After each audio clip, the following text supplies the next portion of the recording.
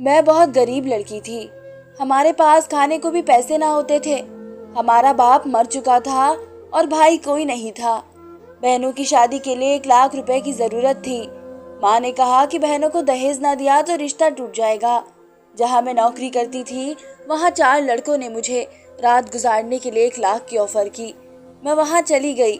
जब चारों लड़कों ने मेरे साथ हवस पूरी करी तो उनका 5वां दोस्त भी आ गया। जैसे ही कमरे में आया तो उसे देखकर मेरी चीख निकल गई, क्योंकि हालात इंसान को सब्र करने पर मजबूर कर देते हैं, जिसके बारे में उसने कभी सोचा भी नहीं होता।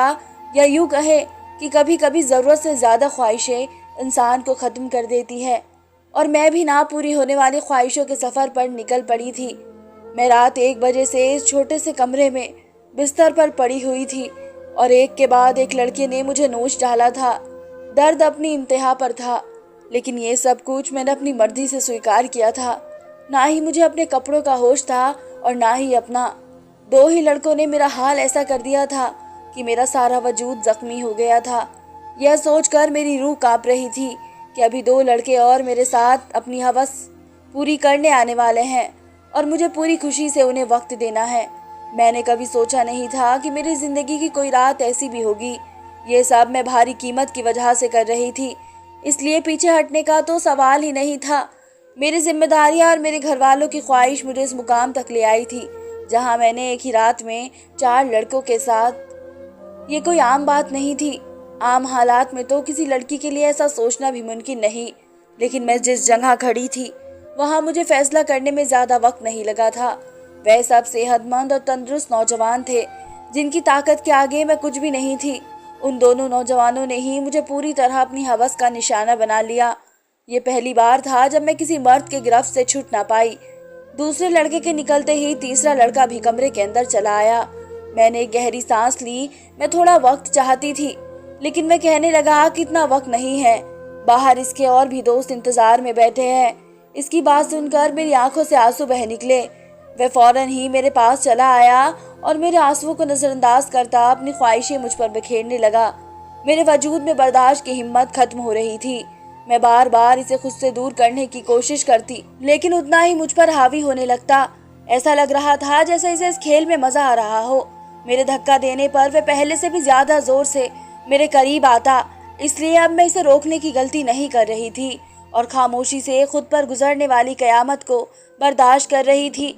1 घंटे तक वह अपनी प्यास बुझाता रहा और जाते जाते उसने अपने निशान छोड़ दिए और कहने लगा कि अगर उसे दोबारा मौका मिला तो वह मेरे साथ दोबारा वक्त जरूर बिताएगा। उसके जाने के बाद मैंने एक निगाह अपने वजूद पर डाली तो जिस्म का कोई हिस्सा ऐसा नहीं था जहां जख्म मौजूद ना हो। तीसरे नौजवान ने तो हद से ज्यादा मुझे जख्मी कर दिया था। उन लोगों ने मुझ पर जरा भी रहम नहीं किया, और आता भी क्यों। उन्होंने एक बड़ी रकम के बदले मेरी एक रात खरीदी थी। वह तो अपना हिस्सा वसूल कर रहे थे और ये एक रात मेरी जिंदगी की काली रात बन गई थी। मेरा हाल ऐसा था कि मुझे कुछ होश नहीं रहा था। मैं खुद से करवट बदलने के काबिल भी नहीं रही थी। आहिस्ता आहिस्ता तकलीफ से मेरी आंखें बंद होने लगी थी, और जब इन तीनों लड़कों ने मुझे बताया कि उनका एक 5वां दोस्त भी आ गया है, मुझ में इतनी हिम्मत भी बाकी नहीं बची थी कि मैं उन्हें इनकार कर पाती या हाँ और मैं जवाब दे सकती।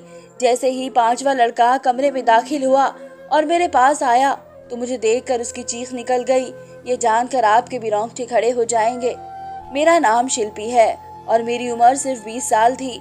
मैंने ग्रेजुएशन कर रखी थी, लेकिन आज के दौर में ग्रेजुएशन कुछ भी नहीं होती। लोग मास्टर्स करके भी डिग्रियां हाथों में लिए सड़कों की धूल समेट रहे होते हैं। इस बात का सही तरीके से अंदाजा मुझे उस वक्त हुआ जब मैं नौकरी की तलाश के लिए निकली। हर कंपनी के आगे नौजवान की एक बड़ी सी लाइन लगी होती जो अपनी बारी का इंतजार कर रहे होते। ऐसे में मुझ जैसी लड़की को नौकरी कहाँ मिल सकती थी, जिसके पास ना ही तजुर्बा था और ना ही कोई बड़ी डिग्री थी। मगर नौकरी ढूंढना मेरी पहली जरूरत बन चुकी थी, क्योंकि बाबा के देहांत ने हमारी कमर तोड़ दी थी।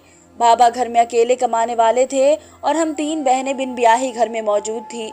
मेरी बड़ी बहन ने कोई पढ़ाई हासिल नहीं की थी, इसलिए कमाने की जिम्मेदारी इसके बजाय मेरे कंधों पर आ गई थी। मैं घर से बाहर निकली तो मेरे होश ठिकाने आ गए। मैं तो बाहर की दुनिया को बहुत आसान समझ रही थी, लेकिन अब मुझे समझ आया था कि बाबा कितने जतन करके हमारे लिए रोटी कमाते थे। मैं हमेशा ही बाबा से इस बात पर नाराज रहती थी कि वह हमारी ख्वाहिशों को पूरा नहीं करते। मेरी नाराजगी पर बाबा का चेहरा हमेशा उतर जाता।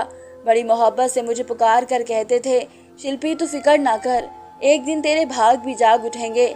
लेकिन मुझे वह दिन अपनी किस्मत में आता नजर नहीं आ रहा था। और फिर एक रात बाबा नींद में ही ऊपर वाले को प्यारे हो गए, और जब हम पर सुबह ये बात खुली कि बाबा हमारे बीच नहीं रहे, तब हमें इस बात का एहसास हुआ कि बाबा हमारे लिए किस कदर खास थे। जब तक वे हमारे सर पर मौजूद थे, कम से कम दुनिया की बुरी नजरों और रोटी जैसी बुनियादी जरूरत से तो हम महरूम नहीं थे। बाबा के देहांत के कुछ दिन बाद तक तो आस पड़ोस वाले और खानदान वालों ने हमारी मदद की, लेकिन कुछ वक्त बाद सभी अपनी जिंदगी में बिजी हो गए। आज के दौर में कौन किसका पेट पाल सकता है। मजबूरन मुझे ही नौकरी की तलाश के लिए घर से निकलना पड़ा, और मुझे समझ आ गया कि औरत के लिए बाहर की दुनिया किस कदर मुश्किल है। किसी कंपनी में मुझे नौकरी नहीं मिली थी। हर कंपनी के बाहर हजार हजार नौजवान पहले से ही खड़े होते। मैंने स्कूलों का रुख किया तो ये देखकर मेरी हालत खराब हो गई कि आधे दिन से भी ज्यादा काम करने के बाद सिर्फ 6,000 रुपए मिल रहे थे, जिसमें घर के खर्च भी पूरे ना हो पाते। इसमें भी हर स्कूल वाले मुझसे मेरा तजुर्बा पूछते।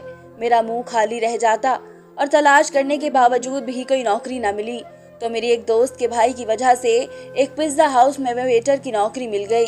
ये शहर में एक अलग इलाके में बना हुआ था, जहाँ हर वक्त ही मर्दों का बहुत रश रहता था। काले रंग का कोट पैंट मेरे हवाले कर दिया गया, जिस पर पिज्जा हाउस का नाम लिखा हुआ था, और मुझे अगले दिन से ही नौकरी पर बुला लिया गया। इस नौकरी के बड़े अजीब अजीब से रूल्स थे जो मुझे पूरे करने थे। उन्हें एक मॉडर्न सी लड़की वेटर के नाम पर चाहिए थी, जिसके छोटे छोटे से बाल कंधों पर फैले हुए हो और वह बहुत सारा मेकअप करके डाइनिंग हॉल में खड़ी हो। मैं यूनिफॉर्म अपने बैग में डालकर घर वापस लौट आई थी। मैं अभी तक फैसला नहीं कर पाई थी कि मुझे नौकरी करनी है या नहीं, क्योंकि मेरे लिए बहुत ही मुश्किल काम था। बाबा की मौजूदगी में तो कभी जरूरत के बिना घर से निकलने की नौबत भी पेश नहीं आई थी, और पिज्जा हाउस में तो इतने सारे मर्दों के बीच इतने टाइट से कपड़े पहनकर खड़े होना मेरे लिए बहुत ही कठिन था। मगर भूख इंसान से सब कुछ करवा लेती है। मैं वहां से वापस घर आई तो मेरी माँ दरवाजे पर खड़ी परेशान हो रही थी। मुझे देखकर उनकी आंखों में आंसू आने लगे। मैंने माँ से कहा कि आप बाहर खड़ी होकर क्या कर रही हैं? तो माँ रोते हुए कहने लगी कि बेटा शिल्पी, लाइट वाले आए थे और उन्होंने हमारी बिजली काट दी है। माँ की बात सुनकर मेरा दिल धक सा बैठ गया। गर्मी जोरों से थी और ऐसे में बगैर बिजली के गुजारा करना बहुत ही मुश्किल था। पिछले 3 महीने से हम बिल जमा नहीं कर पाए थे और शायद इसलिए हमारी बिजली काट दी गई थी। माँ के आंसुओं ने मेरे लिए फैसले को बहुत आसान कर दिया था। मैंने माँ को गले लगाया और उन्हें बताया कि मुझे एक अच्छी नौकरी की जगह मिल गई है और कल से मुझे नौकरी पर जाना है। मैंने मेरे सर पर हाथ रखा कर कहा कि अब तुम ही मेरा बाजू हो और तुम्हें ही अपने दोनों बहनों की शादियां भी करनी है। माँ ने इतनी भारी जिम्मेदारी मेरे कंधों पर डाल दी और मैं सोच रही थी कि मैं ये जिम्मेदारी कैसे निभाऊंगी, लेकिन मुझे ही ये फर्ज निभाना था। माँ पूछ रही थी कि मुझे नौकरी कहाँ मिली है, लेकिन मैं उन्हें नहीं बताना चाहती थी कि मुझे कहाँ नौकरी मिली है। इसलिए मैंने माँ से कह दिया कि एक बड़ी सी कंपनी में एक अच्छी नौकरी मिल गई है। मेरी नौकरी का वक्त दोपहर 3 से रात 11 बजे तक का है, और ये बात मैंने बड़ी मुश्किल से माँ को बताई थी। मेरी नौकरी का जानकर माँ हैरत से मेरी तरफ देखने लगी कि कौन सी कंपनी है जहाँ दोपहर 3 बजे बुलाया गया है। मैंने झूठ कह दिया कि एक मल्टीनेशनल कंपनी है जो 24 घंटे चलती है। इस वक्त हमें पैसों की जरूरत थी। माँ ने कोई सवाल करने के बजाय मुझे तरक्की की दुआएं दी और अगले दोपहर 2 बजे ही पिज्जा हाउस के लिए मैं रवाना हो गई। मुझे क्या खबर थी यहाँ से मेरी किस्मत मुझे कहाँ ले जाने वाली है। मैंने अपना यूनिफॉर्म पिज्जा हाउस में आकर बदला। मैनेजर ने मुझे उसके दरवाजे के करीब ही खड़ा कर दिया और कहने लगा कि आज तुम्हारा पहला दिन है, इसलिए तुम हर आते जाते को तमीज से वेलकम करोगी। और साथ ही मुझे डांट कर कहा कि कैसे मुंह उठाकर चली आ गई हो, जाओ पहले मेकअप करो। मैनेजर की बात सुनकर मैं शर्मिंदा हो गई क्योंकि मेरे पास मेकअप नहीं था। वहाँ मौजूद एक दूसरी लड़की ने अपने मेकअप से मेरे गहरी सी सुर्खी लगाई। वह बड़ी तेजी से मेरे चेहरे पर अपना हाथ चला रही थी और इसके बाद जब मैंने आईने में खुद को देखा तो मैं हैरान रह गई। मुझे मालूम था कि मैं खूबसूरत हूँ और मेरा रंग भी बहुत साफ है, लेकिन थोड़े से मेकअप के बाद ही मैं पूरी तरह निखर गई थी। मैं खुद को आईने में देख रही थी और जब वह लड़की कहने लगी कि लोग खूबसूरती देखकर ही तो यहाँ रुकते हैं, वरना काम करने को तो बहुत से लोग मिल जाते हैं, मैं जान गई थी ये नौकरी मुझे मेरी काबिलियत की वजह से नहीं बल्कि खूबसूरती की वजह से मिली है। नौकरी का यह पहला दिन मेरे लिए बहुत ही भारी था। मैं 3 बजे से दरवाजे पर खड़ी आने जाने वाले मर्द और औरतों को वेलकम कर रही थी। यहाँ औरतों की गिनती कम ही आती थी, ज्यादातर मर्द ही आते थे। रात तक मेरे पैरों में बहुत ज्यादा दर्द हो चुका था और अभी मुझे वापस बसों के धक्के खाते हुए घर भी पहुंचना था। 12 से 1 के करीब मैं घर पहुंची थी। माँ मेरे इंतजार में जागी हुई थी। मैंने माँ के साथ बैठकर खाना खाया और फौरन ही बिस्तर पर लेट गई। मुझे बाबा की बहुत याद आ रही थी। बाबा मेरे सबसे ज्यादा नखरे उठाया करते थे, फिर भी मैं हमेशा उनसे किसी न किसी बात पर रूठ जाती थी। पैरों की तकलीफ से तड़पते तड़पते नींद लग गई। पता ही नहीं चला अगले दिन मैं फिर दोपहर के 2 बजे घर से निकल गई। आज मुझे दरवाजे के पास खड़ा नहीं किया गया था, बल्कि एक ऑर्डर लेने का काम दिया गया था। ये काम मुझे थोड़ा सा आसान लगा, क्योंकि कुछ ही देर में अंदाजा हो गया कि ये काम बिल्कुल भी आसान नहीं था। मैं जिसके पास भी ऑर्डर लेने के लिए जाती, उनमें से अक्सर मर्द मुझे सर से पांव तक देखते और मुस्कुराते। बदले में मुझे भी मुस्कुराहट का बदला देना पड़ता, क्योंकि ये मेरी नौकरी का सवाल था। जानबूझकर ऑर्डर देने में काफी वक्त लगाते और कभी कभी तो ऑर्डर देते वक्त इस कदर करीब आ जाते कि मेरा सांस रुकने ही लगता। ये पिज्जा हाउस मुझ जैसी वेटर्स की वजह से चल रहा था। इस बात का मुझे अच्छी तरह अंदाजा हो गया था कि यहाँ आने वाले ज्यादातर मर्द वेटर की वजह से ही आते हैं। दिन तेजी से गुजर रहे थे और मुझे यह नौकरी करते करते महीना हो गया था। इस 1 महीने में काफी कुछ ऐसा हुआ जो मेरे लिए बहुत ही अजीब था। मर्दों की अजीब अजीब निगाहें, ऑर्डर देने के बहाने करीब आना और अजीब अजीब बातें बोलना। लेकिन इस नौकरी की सबसे अच्छी बात यह थी कि तनख्वाह से हटकर इसमें 1 महीने में टिप के काफी पैसे जमा हो गए थे। मैंने उन्हीं पैसों से बिजली का बिल जमा कर दिया। आहिस्ता आहिस्ता मैं पिज्जा हाउस के माहौल की आदी होती जा रही थी। 4 लड़के रोज ही शाम के वक्त पिज्जा हाउस आते और सबसे आखिर वाली टेबल पर बैठ जाते। वह टेबल मेरे हिस्से में थी और रोजाना मैं ही उनके पास ऑर्डर लेने के लिए जाती थी। वे चारों ही 24 या 25 साल के नौजवान थे, जो मुझे गहरी निगाहों से देखा करते थे। आज भी मैं उनके पास ऑर्डर लेने के लिए गई तो उनमें से एक पूछने लगा, तुम यहाँ बहुत मजबूरी में नौकरी करती हो ना? मैंने हाँ कह दिया।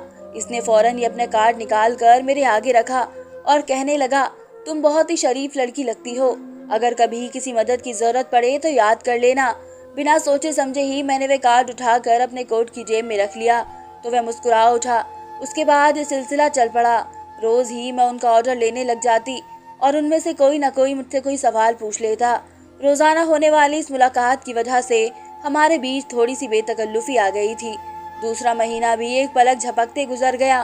फिर माँ ने एक दिन मुझे बताया कि बड़ी बहन के लिए बहुत अच्छा रिश्ता आया है और वे लोग जल्दी शादी करना चाहते हैं। माँ की बात सुनकर मैं परेशान हो गई, क्योंकि अभी तो मैंने घर का खर्चा ही अपने कंधों पर उठाया था। शादी की जिम्मेदारी का तो मैं सोच भी नहीं सकती थी। माँ कहने लगी, तो अपनी कंपनी में से लोन के लिए बोल दे। इतनी बड़ी कंपनी है, लाख रुपए लोन मिल गया तो तेरी बहन की अच्छे से शादी हो जाएगी। मेरी बड़ी बहन भी 24 साल की हो रही थी और माँ उसकी तरफ से बहुत परेशान थी।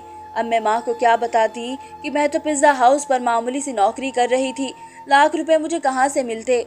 माँ ने मुझे ये कहा तो मैंने उनको किसी बात का जवाब नहीं दिया, लेकिन माँ की आंखों में मुझे चमकती हुई उम्मीद साफ दिखाई दे रही थी। माँ को यकीन था कि मुझे कंपनी से लोन मिल जाएगा और मैं सोच रही थी कि मेरे झूठ ने मुझे कहाँ फंसा दिया है। अगले दिन मैं नौकरी पर भी सारा वक्त परेशान रही और ये बात मेरे साथ काम करने वाली लड़की ने नोट कर ली। वह मुझसे कहने लगी कि क्या बात है शिल्पी, आज तुम बहुत ज्यादा परेशान लग रही हो। मैंने उसे बता दिया कि बड़ी बहन की शादी है और मेरे पास बिल्कुल भी पैसे नहीं है। मेरी बात सुनकर वह कहने लगी, तो इतना खर्च करने की क्या जरूरत है, सादगी से विदाई कर दो। इसकी बात सुनकर मैं सोच में पड़ गई। वह ठीक ही तो कह रही थी, इतना मसला बनाने की जरूरत क्या थी। घर आकर मैंने माँ को यही राय दी कि वह सादगी से बहन की शादी कर दे, लेकिन मेरी बात सुनकर वो कहने लगी, हर किसी को हमारे मसले का अंदाजा नहीं है। लड़के वालों ने पहले ही दहेज के नाम पर एक लंबी लिस्ट थमा दी और अगर मैंने खाली हाथ तेरी बहन को विदा किया तो इसके ससुराल वाले सारी जिंदगी से बातें सुनाते रहेंगे। माँ की बात सुनकर मुझे गुस्सा आ गया। मैंने कहा कि ऐसी जगह दीदी की शादी करने की जरूरत ही क्या है। मेरी बात सुनकर माँ नाराज हो गई और कहने लगी, बहुत मुश्किल से तेरी बहन का एक अच्छी जगह से रिश्ता आया है और तू इसमें भी नुक्स निकाल रही है। अगर आज तेरा बाप जिंदा होता तो मुझे तेरी मिन्नत न करनी पड़ती। वह खुद ही अपनी बेटी के लिए कैसे भी करके रकम जमा कर लेते। माँ की आंखों में आंसू आ गए थे और उनकी बात ने मेरा दिल भी दुखा दिया था। वह ठीक ही तो कह रही थी कि अगर बाबा जिंदा होते तो वह किसी भी तरह पैसे जमा कर लेते। मैंने माँ को गले लगाया और उनसे वादा किया कि मैं जल्द ही पैसों का इंतजाम कर लूंगी। मैं खुद भी नहीं जानती थी कि इतने सारे पैसे मुझे कहाँ से मिलेंगे। बाप का साया वाकई औलाद के लिए बहुत बड़ी बात होती है। वह अपनी जान पर खेल कर भी औलाद को जिंदगी के साथ सुख देता है, और मेरे लिए अपने बाप की जगह लेना बहुत मुश्किल था। दिन यूं ही परेशानी के आलम में गुजर रहे थे। मैंने पिज्जा हाउस के मैनेजर से पैसों की बात की थी, लेकिन मेरी बात सुनकर जिन नजरों से उसने मुझे देखा था, मैं खुद ही जमीन में गड़ गई थी। वह लड़के अब भी रोजाना पिज्जा हाउस आते थे। मैं उनका ऑर्डर लेने गई तो उनमें से एक ने कहा, क्या बात है, आज तो आपका चेहरा बिल्कुल ही उतरा हुआ है। इसकी बात सुनकर न जाने क्यों मेरी आंखों में आंसू आ गए थे। वे बार बार पूछने लगे कि मैं उन्हें अपनी परेशानी बताऊं। ना चाहते हुए भी मैंने उसे अपना मतलब बता दिया, क्योंकि मुझे भी किसी ऐसे इंसान की तलाश थी जिसके आगे मैं खुलकर अपना दर्द बयां कर सकूं। मेरी बात सुनकर उसके चेहरे पर मुस्कुराहट आ गई और कहने लगा, कितनी छोटी सी बात के लिए आप इस कदर परेशान हो रही हो। आपको अपना कार्ड इसलिए तो दिया था, कोई भी परेशानी हो तो आप हमें याद कर ले। मैं हैरत से उनके चेहरे को देखने लगी। मैं सोच भी नहीं सकती थी कि वे 4 अजनबी लड़के मुझे पैसे दे सकते हैं, लेकिन उन चारों ने फौरन ही मुझे लाख रुपए की पेशकश कर दी थी। मैं हैरत से आंखें फाड़े उनकी तरफ देख रही थी।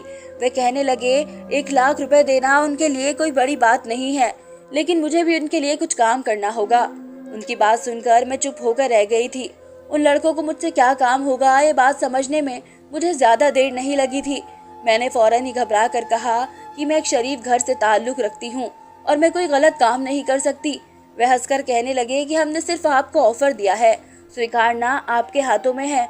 हाँ करनी है या नहीं आपकी मर्जी, लेकिन आज के दौर में 1 लाख रुपए आपको कोई भी नहीं देगा, चाहे वह आपका करीबी रिश्तेदार ही क्यों ना हो। ये बात तो उनकी बिल्कुल ठीक थी, लेकिन मैं अपनी इज्जत को गिरवी रखकर 1 लाख हासिल नहीं करना चाहती थी, इसलिए मैंने उन्हें साफ इनकार कर दिया। मैं हालात से पूरी तरह थक चुकी थी और ऐसे ही थकी हारी जब लौट कर घर आई तो मेरी माँ और बहनें मेरे इंतजार में थी। माँ ने बताया कि दीदी के ससुराल वाले 1 महीने बाद ही शादी की बात कर रहे हैं और वे दीदी के साथ साथ छोटी को भी अपने छोटे बेटे के लिए लेना चाहते हैं। इसी तरह एक खर्च में 2 शादियां हो जाएंगी। छोटी के रिश्ते का सुनकर जहां मुझे खुशी हुई थी, वहीं 1 महीने का वक्त सुनकर मेरी जान निकल गई। पैसों का कोई इंतजाम नहीं हो सका था और माँ मुझ पर उम्मीद बांधे बैठी थी। मैंने एक नज़र अपनी दीदी के चेहरे पर डाली, जहां बहुत वक्त के बाद मुझे खुशी के रंग नजर आ रहे थे। मैं दीदी के ससुराल वालों से मिली थी। वे लोग वाकई बहुत अच्छे थे, लेकिन आज के दौर में सादगी और बगैर दहेज के कौन दुल्हन विदा करवाता है। वे भी इसी तरह के लोग थे। मैं अपनी बहनों की खुशी को हमेशा कायम देखना चाहती थी। मैंने माँ से कहा कि आप शादी की तारीख पक्की कर दें, मैं पैसों का इंतजाम कर लूंगी। मेरी बात सुनकर घर में खुशी की लहर दौड़ गई थी, मगर वे लोग इस बात से बेखबर थे कि ये खुशी मेरी खुद की बर्बादी के बदले उन्हें हासिल होने वाली है। अगले दिन मैंने उन चारों लड़कों से हामी भर ली।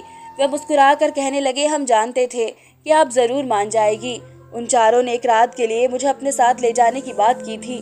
मैंने माँ को बताया कि साल के खत्म होने की वजह से कंपनी में काम बहुत ज्यादा है, मुझे एक रात कंपनी में ही गुजारनी होगी।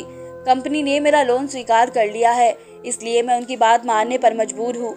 लोन पास होने की बात सुनकर माँ इस कदर खुश हो गई कि उन्होंने मुझे रात रुकने की इजाजत भी दे दी और मैं पिज्जा हाउस से छुट्टी लेने के बाद उन चारों लड़कों के साथ चली गई।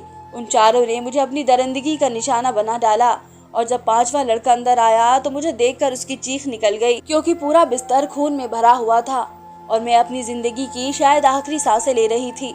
उसने फौरन ही मुझे अपने बाजू में उठाया और गाड़ी में डालकर छोटे से अस्पताल में ले आया, जहां शायद इसका कोई जानने वाला ही डॉक्टर था। कई घंटे आईसीयू में रहने के बाद मेरी बर्बादी की गवाही दे रहा था वो लड़का। उन चारों का ही दोस्त था, लेकिन इसके अंदर इंसानियत अभी बाकी थी। इसे मुझ पर रहम आ गया था, वरना शायद मैं इसी बिस्तर पर दम तोड़ जाती। मैंने माँ को फोन करके बता दिया था कि मेरी कंपनी से छुट्टी नहीं हुई है। इस लड़के ने अस्पताल का सारा खर्च खुद उठाया और इसके दोस्तों से 1 लाख रुपए लेकर मुझे दे दिए थे। वे चारों बहुत अमीर कारोबारी लोगों के बेटे थे। अगर वो चाहते तो बगैर मुझे बर्बाद किए भी मेरी मदद कर सकते थे। मेरे ठीक होने पर मुझे अस्पताल से छुट्टी मिल गई थी और रकम भी मेरे हाथ आ गई थी, लेकिन अब कुछ भी पहले जैसा नहीं रहा था। इस लड़के ने मुझे अपनी फैक्ट्री में नौकरी की ऑफर कर दी थी और यकीन दिलाया था कि मैं वहां इज्जत से नौकरी करूं। आज मेरी दोनों बहनों की शादी हो गई थी और मैं इस लड़के की फैक्ट्री में नौकरी कर रही हूँ। एक बात मैं अच्छी तरह जान गई थी कि आज के इस दौर में बगैर मतलब के मदद करने वाले लोगों की तादाद ना होने के बराबर है। नौकरी करने वाली लड़कियों को इज्जत की नज़र से देखें, क्योंकि वे बहुत ही मजबूरी की हालत में अपने घरों से निकलती है, चाहे फिर वह तंग लिबास पहनकर किसी पिज्ज़ा हाउस के दरवाजे पर ही क्यों ना खड़ी हो। तो दोस्तों, ये थी मेरी आज की कहानी। उम्मीद है आपको आज की कहानी पसंद आई होगी। कहानी अच्छी लगी तो उसको लाइक ज़रूर कीजिए, अपने दोस्तों के साथ शेयर ज़रूर कीजिए।